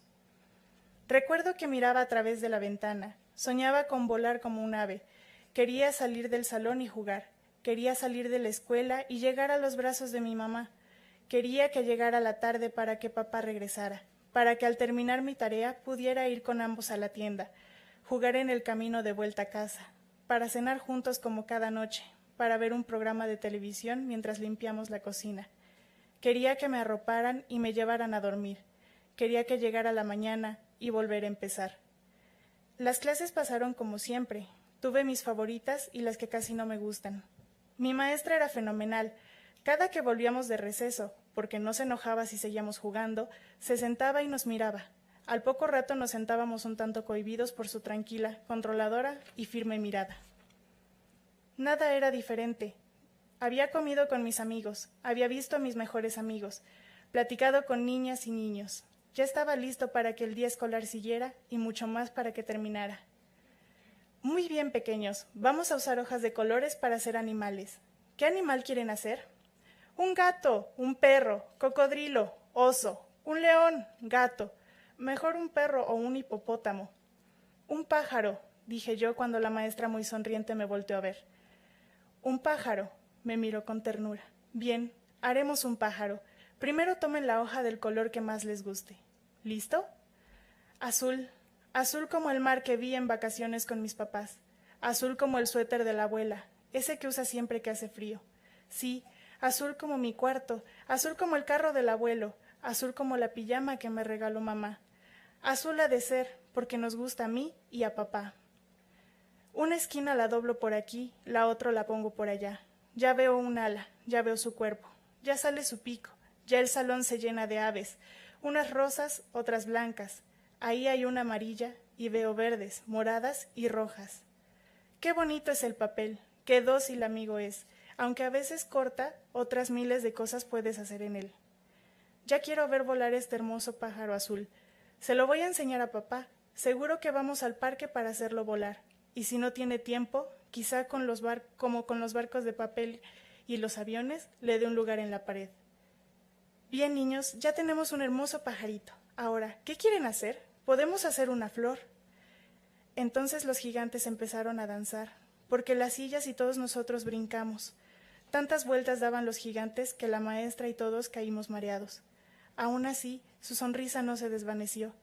Me miraba con algo oculto tras la seguridad, y su voz escondía algo que usualmente no tenía. Intentamos ponernos de pie mientras todo se movía. Nos pidió que saliéramos, que la siguiéramos, pero lo único que pude hacer fue tomar el pajarito azul con mis dos manos y llevarlo a mi pecho. Mi corazón sonaba en mis oídos. A lo lejos, un ruido extraño llenaba el ambiente. Escuché gritos. Mi voz se extraviaba en alguna parte de mi cuerpo. El polvo me quitó la vista. Sentí la mano de mi maestra y tan pronto el ruido se apagó, todo se oscureció. No recuerdo mucho de ese día, no recuerdo mucho de esa tarde, no recuerdo mucho de lo que pasó. Solo puedo recordar que algo intentó arrebatarme el pajarito de las manos. Seguro un monstruo gigante que por intentar robarme el ave, sus manos tan pesadas azotó sobre las mías. Han pasado ya 2 días y apenas pudo salir una de mis amigas y mi maestra. Han ido a abrazar a su familia. Yo espero pronto hacer lo mismo. Quiero ver mi ave volar. No recuerdo mucho de ese día, no recuerdo mucho de esa tarde. No recuerdo mucho de eso que llaman terremoto del 19 de septiembre del 2017. Creo que no lo recordamos mucho. Creo que no sé mucho. Me faltó mucho por aprender. Me faltaron muchos días, muchos amigos, mucho que hacer. ¡Hey, amiguito! Ve y dile a mamá que aquí estoy, que la quiero ver. Ve con mis papás. Muéstrales lo que hice en la escuela el otro día. Vuela. Vuela, amigo mío, surca los cielos que yo no podré. Cuéntales a mis padres cuánto los quiero. Ve, amigo, tú que tienes alas. Ve y diles que aquí estoy, que aquí los espero, que los quiero. Retiraron una piedra y el pajarito voló. Lo vi volar. Volé con él. Volé a donde ya mamá gritos me llamaba. Volé a donde mis padres estaban. Ellos me abrazaron mientras yo los abrazaba. Ya mis padres saben que estaré en sus brazos y me llevarán a casa con ellos. Mamá me abraza, papá me carga. Y tú, de mi mano y su abrazo te escapas. Vamos a casa, como cada tarde, como cada día, como toda la vida. No recuerdo mucho de aquella tarde. No recuerdo mucho de ese día. No recuerdo mucho de mi vida. Gracias, Lorena. Bueno, pues este tipo de narraciones, que como decíamos es una ficción creada a partir de lo que estaba ocurriendo y lo que nos ocurrió durante el sismo, comenzaron a tomar pues sus propias alas. Como nos habían contado, uno de los grupos que se organizaron para hacer algo con este proyecto fue el de difusión. Y es justo aquí donde le quiero pedir su participación a Cintia, porque ella nos va a contar cómo estas narraciones que empezaron como una tarea de clase, como un experimento simplemente, pues llegaron a otros lugares hasta convertirse en lo que ella nos va a contar. Buenas tardes. Bueno, pues yo les voy a hablar de cómo una tarea escolar de fin de semestre se convirtió en parte de un documental radiofónico. Pero antes de hablar de ello, quisiera comenzar con una pequeña introducción que creo que es muy pertinente y ya verán por qué. En Japón existe una técnica llamada kintsugi, la cual consiste en reconstruir cerámica dañada. Cuando una pieza de cerámica se rompe, los japoneses reúnen todos los pedacitos y como si fuera un rompecabezas, lo van armando, lo van reconstruyendo con la ayuda de una resina. Esta resina es muy especial porque la mezclan con un polvo, especialmente oro. Puede ser algún otro tipo de material precioso, pero regularmente es oro. Al final de la reconstrucción, el producto que se obtiene es una obra de arte. Lo que se deja ver son todas estas grietas, todos estos intersticios rellenos con oro. Más que una técnica, para los japoneses es una filosofía de vida y está muy arraigada en su cultura. Sabemos que Japón es un país que ha sufrido, como ya lo escuchamos, no solamente desastres naturales, como son los temblores o los tsunamis, sino también desastres provocados por el hombre, como es la bomba atómica. Esta filosofía lo que pone de manifiesto es que las roturas y las reconstrucciones es parte de la vida, es parte de la historia y deben demostrarse. Estas heridas finalmente embellecen el objeto. De la misma manera, el propósito de este proyecto es mostrar nuestro proceso de reconstrucción.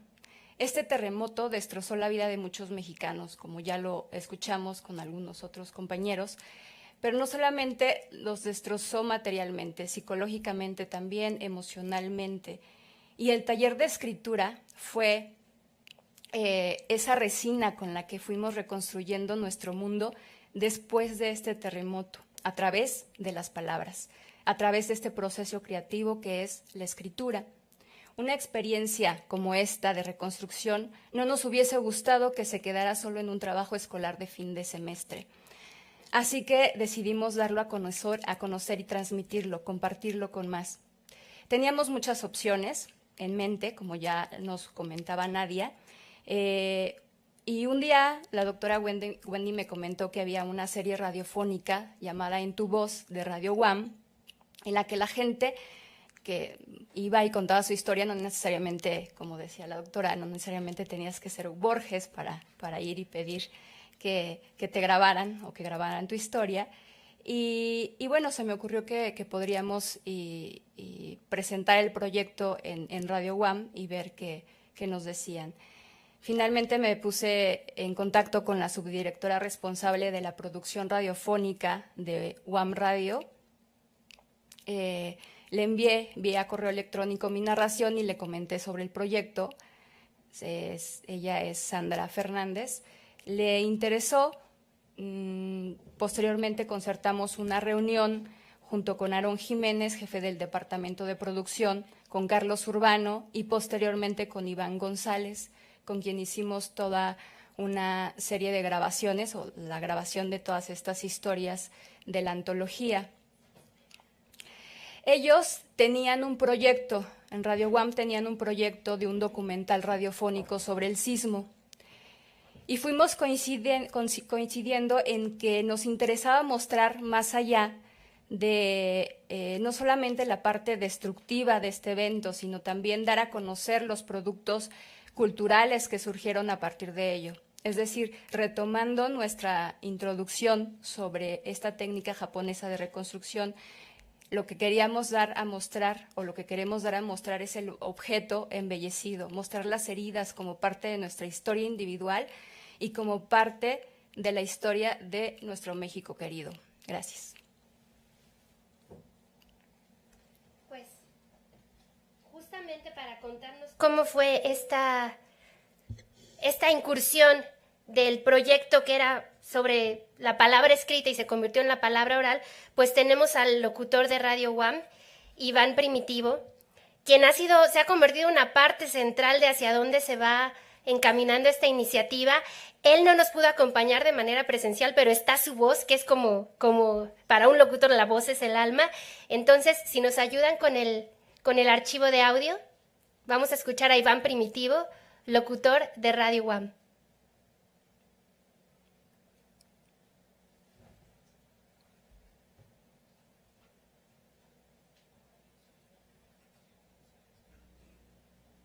Creo que lo escucho yo allá en la cabina, pero no se escucha aquí en el... Hola, los saluda Iván Primitivo González, productor y locutor de UAM Radio 94.1 FM. Antes que nada, una disculpa por no poder estar de manera presencial, pero bueno, andamos ahora en el estado de Durango presentando el reportaje acerca de sismos del que vamos a hablar aquí. Para empezar, como punto de partida me gustaría decir que la radio cultural, es decir, la radio no comercial, se distingue además de por no tener anuncios comerciales, que siempre trata de abordar todo desde una óptica humanista. Por mencionarles algunos casos, está Radio Guayacocotla en Veracruz, una radio comunitaria en donde da servicio a muchas comunidades rurales, y alguna vez un chico limpiando su escopeta, porque pues mucha gente caza, limpiando su escopeta se dio un balazo, desgraciadamente, y bajó hacia la comunidad de Guayacocotla para poder recibir asistencia médica. Desafortunadamente la ambulancia ese día no podía salir, no sé qué faltaba, y transmitieron a través de la radio el aviso de quién podía llevar a este joven a un hospital cercano. Y así fue, bajó una persona con una camioneta y pudieron llevarse al chico a un hospital. También, por mencionar otro caso, en Radio Universidad Juárez del estado de Durango, llegó una vez un señor con una guitarra, venía también de una comunidad serrana, alejada, y él decía que quería hacer música, que él era músico y que tenía varias canciones inéditas. Así que para ayudarle, le grabamos un disco y con muchísimo gusto también lo pasamos. Se transmitió en Radio Universidad 100.5 FM en el estado de Durango. Dicho esto como contexto, quisiera comentarles un poco acerca de este reportaje que estamos haciendo en UAM Radio 94.1 FM acerca del sismo del 19 de septiembre de 2017 en la Ciudad de México. El reportaje se llama México, dos veces México. Y lo que quisimos hacer desde la planeación era, primero que nada, visibilizar los distintos casos de damnificados, darles voz, y por eso tomamos como muestra diferentes personas, gente del multifamiliar de Tlalpan, gente de la delegación Tláhuac, que ese es un caso específico porque en su caso algunos terrenos tienen grietas profundas en el subsuelo y ya ni siquiera pueden volver a construir ahí. También de la delegación Coyoacán, de la Colonia del Valle, de la Hipódromo Condesa, y tratar de dar un mapa, un mosaico de todos los casos porque cada uno era una historia diferente. Exponer su situación y las dificultades a las que se enfrentan para que otros damnificados sepan qué hacer también, a quiénes acudir. Y bueno, desafortunadamente nadie quisiera que volviera a suceder, pero vivimos en una ciudad sísmica. Entonces también queremos que toda esta información sirva para futuras generaciones. Y desde ese lado humano, dentro de las entrevistas que hicimos con damnificados, estaba la pregunta siempre presente de cómo se sienten, más allá de cómo están los trámites en los que están la reconstrucción de sus inmuebles, ¿cómo te sientes? Era una de las preguntas obligadas y necesarias dentro de este reportaje.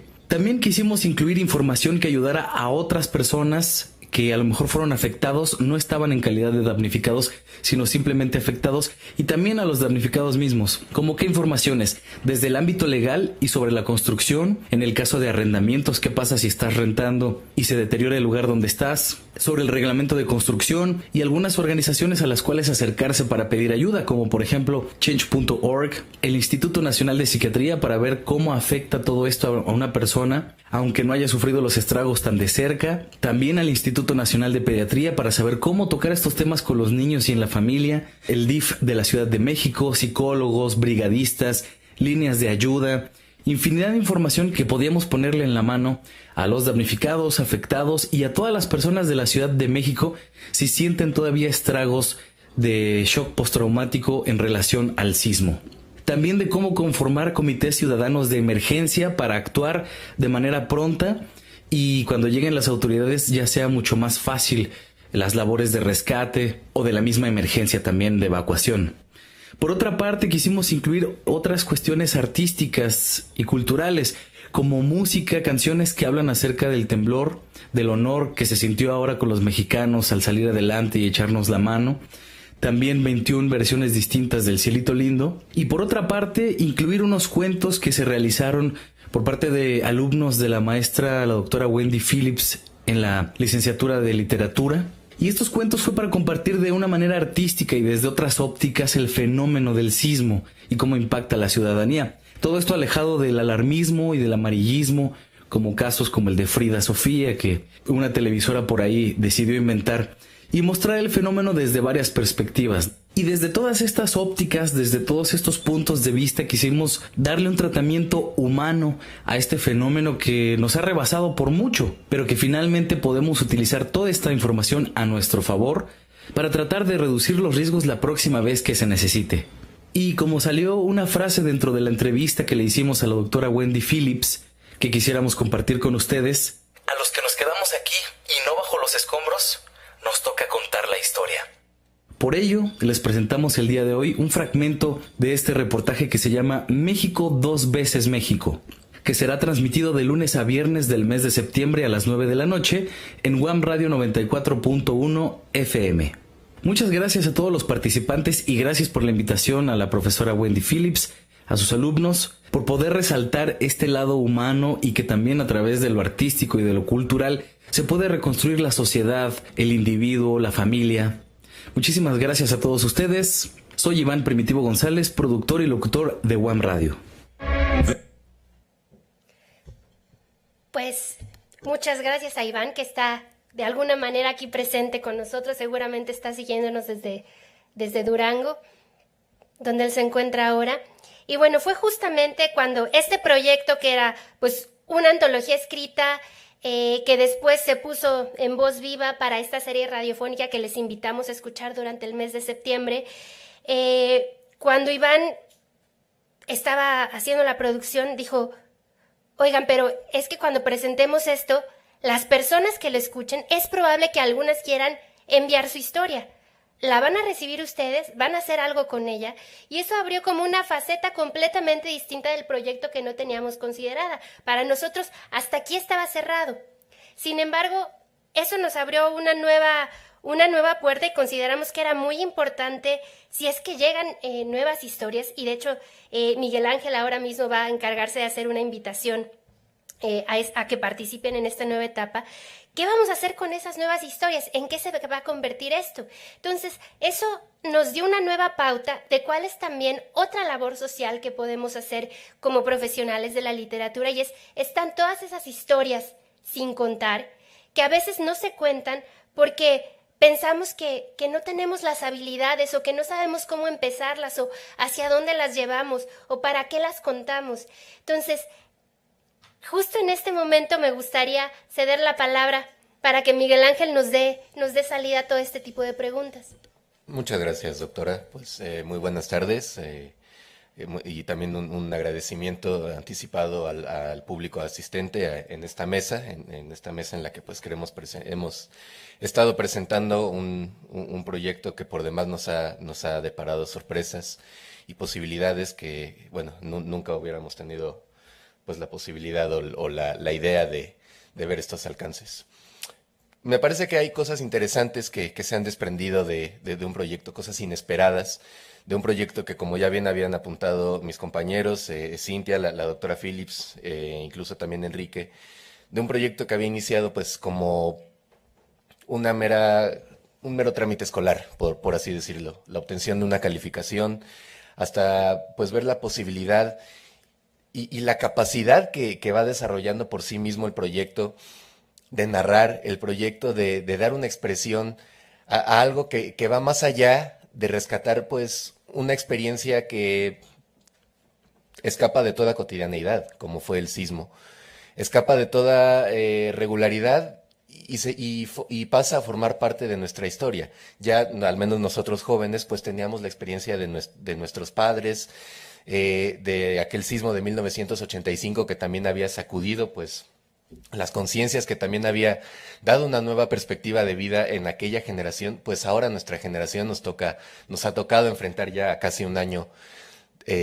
pues de esta experiencia que ha resultado tan traumática. Aquí la pregunta, el meollo del asunto que ha dado esta nueva posibilidad de expresión es cómo dar vida, cómo dar voz a este acontecimiento que ha sido el sismo del 19 de septiembre. Para no variar, otro 19 de septiembre, algo que pues se daba a todas luces como una posibilidad de representación que rayaba hasta en la ciencia ficción, por no decir pues otra cosa.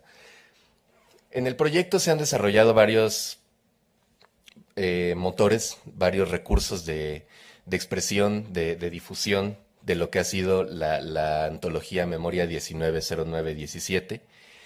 Y me gustaría destacar pues algunos de los objetivos que tienen estos motores de búsqueda, estos motores de difusión, para dar a conocer pues nuestro trabajo y que vaya más allá de, como ya lo habíamos comentado, una mera experiencia escolar, pues algo que también ha sido una posibilidad de expresión y que también queremos que ahora tome este nuevo camino que pues se nos ha presentado así, como pues más allá de un arte de magia, como una nueva posibilidad de memoria y de rescate, rescatando pues un poco las palabras de Nadia.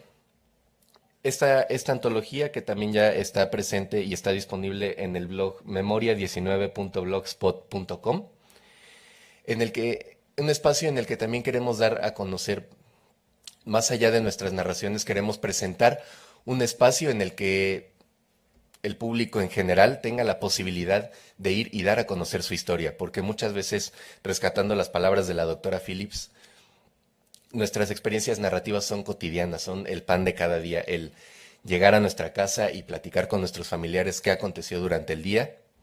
En este momento se está representando pues algo muy importante, algo muy latente y palpable que sigue presente, que es la recuperación y la narración del sismo del 19 de septiembre de 2017.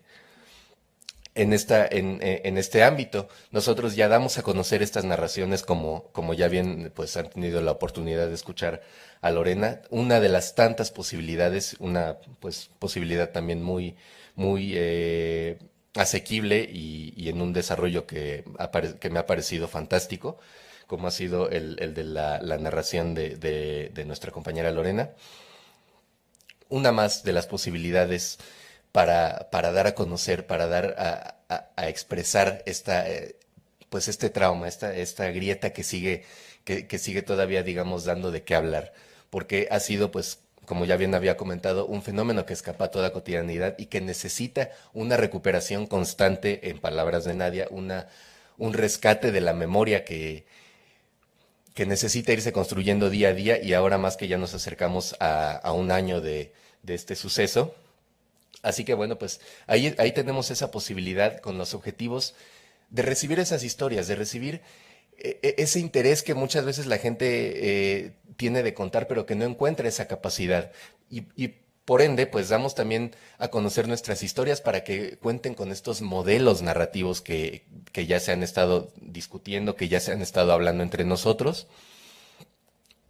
Y de esta manera tengan una posibilidad de expresarse, una posibilidad pues de dar a conocer esa historia que ellos mismos necesitan narrar, pero que a veces no tienen esos elementos. Bueno, pues de esta manera, sean pocos o muchos los que podamos ofrecer, tenemos de esta manera un canal de comunicación que va más allá del lenguaje referencial, que va más allá de ese vorágine de información que se va presentando, que se fue presentando días, semanas, meses después del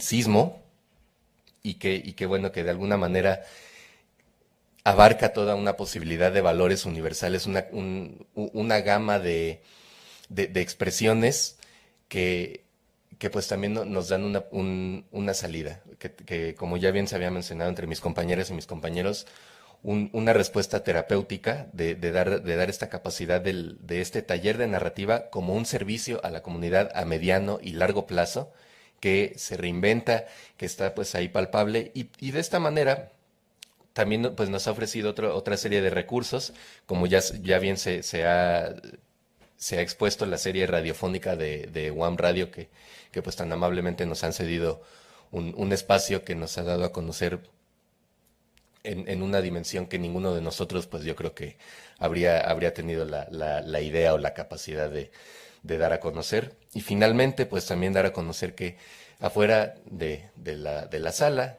daremos a repartir algunos de estos separadores de libros, 5 de ellos en total, 5 modelos con diferentes frases que se pueden encontrar en nuestras narraciones, y detrás de ellos nuestros motores de búsqueda, nuestros canales de comunicación, el ya mencionado blog, una cuenta de Twitter, @literaherramien, y por supuesto una cuenta de correo electrónico, litera.hautorec.memo19s@gmail.com, donde estamos pues más que complacidos de recibir sus historias, de dar a conocer de esta manera todas aquellas voces que necesitan expresarse, y de esta manera dar a conocer a la literatura como una herramienta para la autorreconstrucción. Damos por sentado que es posible hacer de la literatura una herramienta para la autorreconstrucción. Sencillamente lo que experimentamos día a día desde que se gestó el proyecto hace casi un año es esta evolución y esta serie de capacidades que nos da la narrativa como una serie de valores universales para dar voz a aquello que se escapa, aquello que se hunde entre una vorágine de información, gracias a los recursos literarios. Muchas gracias. Pues muchas gracias. Este es el final de nuestra mesa.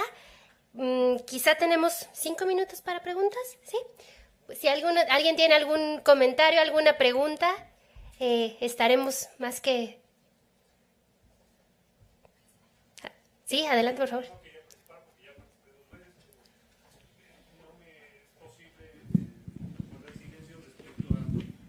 Si han tocado la puerta, potencia que Radio UAM, ¿no? El programa Primer Movimiento, el programa de resistencia modulada de las noches de los jóvenes, son jóvenes como ustedes. No sé si han tocado la puerta, supongo que deben ser sensibles a este tipo de iniciativas, ¿no? Pues es una posibilidad que no hemos explorado.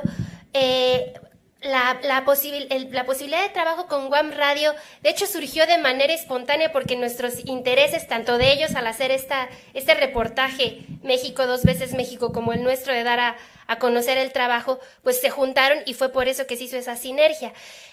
Pues a partir de aquí el proyecto puede ir a varios lugares y pues depende tanto del colectivo Memoria 19S como de los nuevos integrantes que se quieran unir ahora compartiendo historias o imágenes, fotografías, pues hacia dónde va este proyecto. Pero agradecemos mucho, sí, por supuesto, la sugerencia.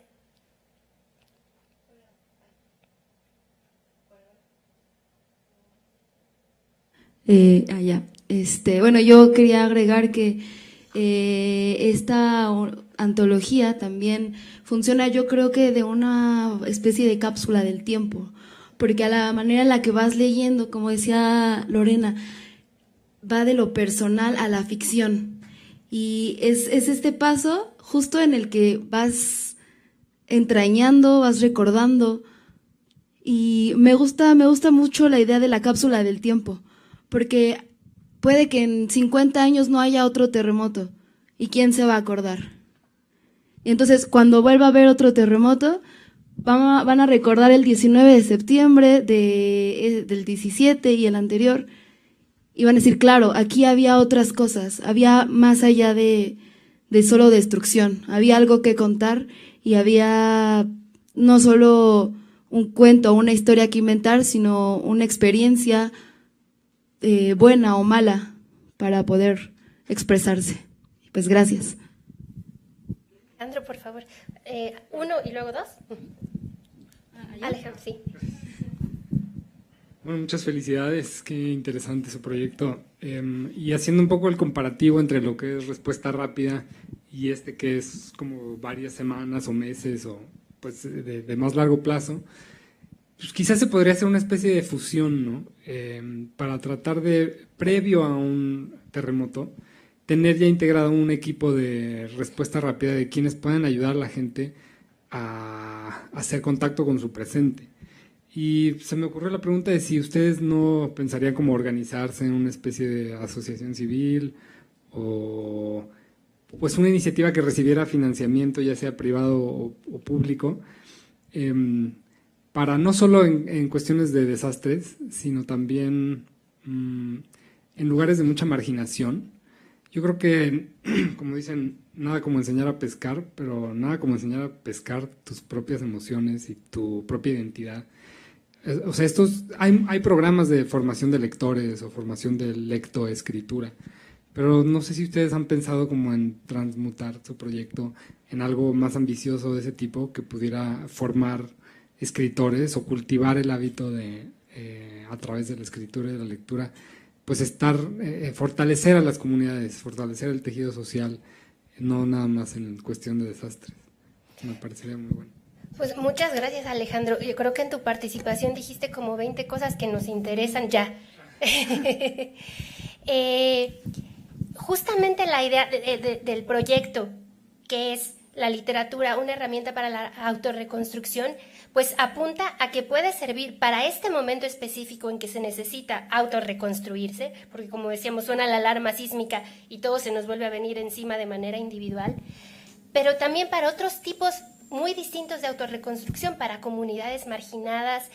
Pues justamente en clase estuvimos viendo cómo la narrativa funciona para sobreponerse a tantas cosas, no solo de manera social, sino también de manera personal, para personas que han sido víctimas de crímenes terroríficos, para refugiados, pues justamente para ponerle pies y cabeza a las situaciones sin sentido a las que uno se enfrenta, o como sociedad o como individuo, pues esta es una herramienta que es de utilidad. Entonces, pues sí, la idea es ir creciendo en este proyecto, conociendo mejor, entendiendo mejor los alcances, entendiendo mejor cómo trabajar con personas en situación de crisis, porque eso es algo en lo que tenemos que trabajar. Por ejemplo, nosotros de ninguna manera hubiéramos tenido la capacidad de reacción inmediata que tuvieron ustedes, que ya tenían pues experiencias vividas y cosas hechas, entonces en el momento ya podían ofrecer algo. Nosotros pues estábamos formando apenas en la reflexión que ahora ya podemos ofrecer, y es un ofrecimiento, pues como decíamos, de mediano y largo plazo, pero sí, con mucho gusto pues estaríamos dispuestos a darle diferentes cauces a este proyecto dependiendo cómo vayan llegando. Por favor. Bueno, gracias por el comentario. Realmente creo que esto nos alienta más y nos da otra perspectiva de cuánto podemos hacer, vaya. Cosas que a nosotros no se nos ocurren y que precisamente esa es la idea de presentar el proyecto, ¿no? De que lleguen nuevas aportaciones. Por el otro lado, pues también resaltar, mientras estuvo la presentación, se pasaron diapositivas con las ilustraciones que compañeros también hicieron, y resaltar también ese trabajo, ¿no? No solamente fue una aportación literaria, sino de otras expresiones gráficas que además fueron como producto de la lectura, no como producto de la sensación o la experiencia del sismo, sino de la lectura de las narraciones. Entonces también es bien interesante ver cómo a través de la lectura de las experiencias contadas se detonan más expresiones artísticas, ¿no? Creo que es todo. Gracias, Enrique. Claro, las ilustraciones fueron otra parte, otra vertiente de todo este proyecto. Si hay alguna pregunta, comentario.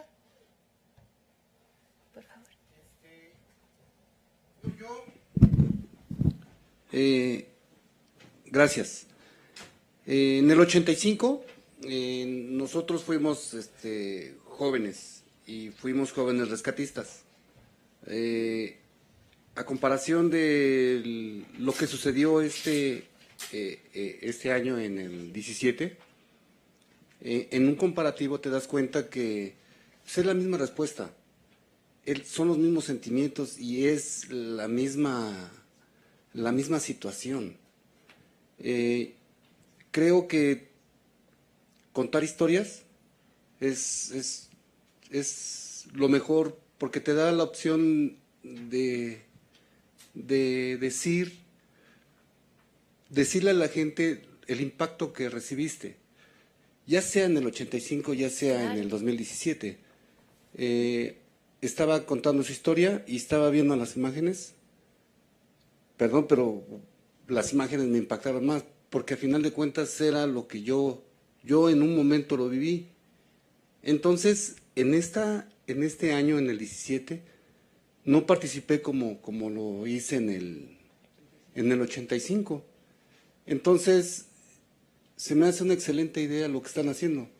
O sea, el contar historias, te das cuenta que es un reflejo de lo que tiene que vivir Japón, de lo que tiene que vivir México, de lo que tiene que vivir el 85, de lo que tiene que vivir el 17, el 2017. Contar historias es una excelente idea y reflejarlas creo que sí queda impactado, porque sí hay una buena historia y hay algo bueno que decir. Nada más agradezco y felicidades. Pues muchas gracias, y creo que lo único que nosotros podríamos mencionar es, si tiene oportunidad, cuéntenos su historia. Gracias. ¿Alguien más? ¿Alguna cosa que quieran comentar, chicos?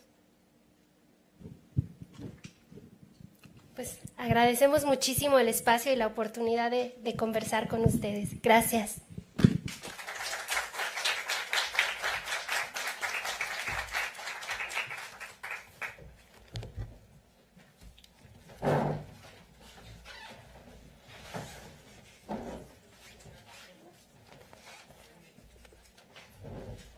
Foto. Chicos, ¿podemos tomar una foto juntos?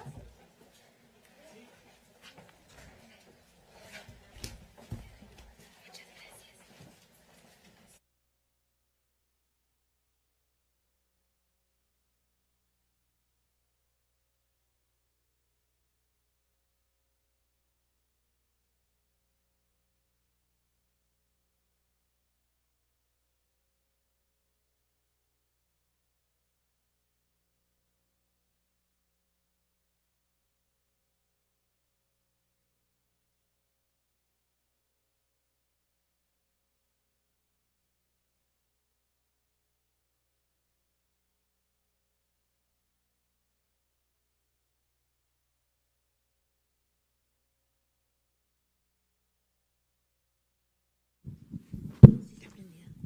Bueno, pues muchísimas gracias a todos los participantes.